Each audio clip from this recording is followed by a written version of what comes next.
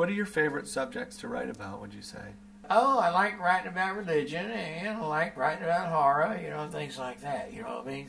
Do you think that there's a conflict between those two things, religion and horror? I think so, I used to read a lot of really weird stuff. I'd read things like the Striped Dragon or something like that, and people would know more about stories that were supposed to be entertain you and scare you, and they like to do that, at the same time, what I mean? Yeah. Were you trying to be scary and entertaining at the same time with the horror rock stuff? I guess so, yeah. Mm-hmm. Now, You're Gonna Miss Me, I heard you wrote that when you were 15. Yeah, something like that. Maybe 15, something like that, How old were you when the Spades got together? I guess about the same age. Mm-hmm. Yeah. What kind of songs did you used to play? No, we played, let's see, If I Could Live My Life the Way I Want to, or something like that, then I'd buy me a car and drive around the world or something like that. What song is that? It was a song by Bo Diddley, yeah. If I could live my life. That's cool. All over again. Yeah. Was this around the time that you first met Dana? Could be, yeah. Because you guys were pretty young, right? You were teenagers when you first met? Do you remember much about playing Dick Clark's American Bandstand with the 13th Floor Elevators?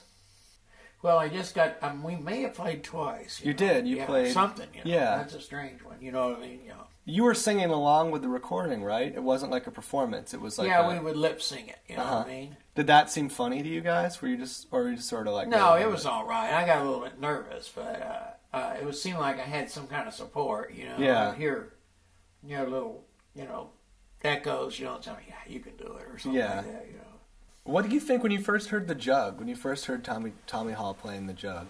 Well, he just said that's what he was doing. He said he had found this old, it was an inebriate bottle, and cleaned it all out and everything, got all the spider webs and flies out of it, and said, boy, that's going to be good. I'm going to, whistle into it or something like that, Did you think this is really weird, or did you just sort of roll with it? No, I thought it could be a good idea. Another thing that you guys used to do that was pretty new is feedback, turning up an amp so loud that it would feed back to the elevators. Yeah, I would do that. I would do that. I would listen to the Yardbirds a lot. Mm-hmm. And they had this, they had several songs. Well, then they had this brand new one. I can't think of where I first heard it, But it started out with this bang.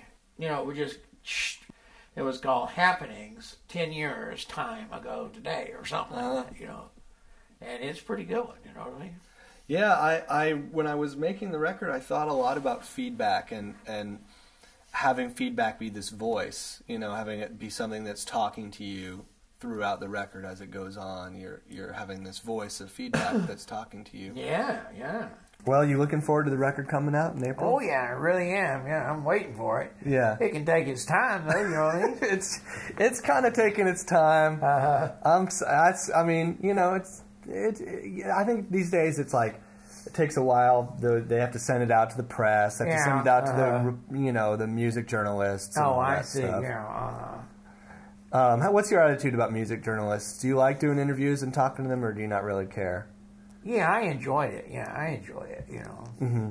I try to have pity on them and not be mean to them, but I guess they say that only the cognoscent gets to do that or something.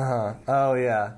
Well, you need to take pity on them because they have a hard Yeah, life. that's right. Yeah, or something. They have their own thing, right? Yeah, they have. It's tough. It's tough being a music journalist.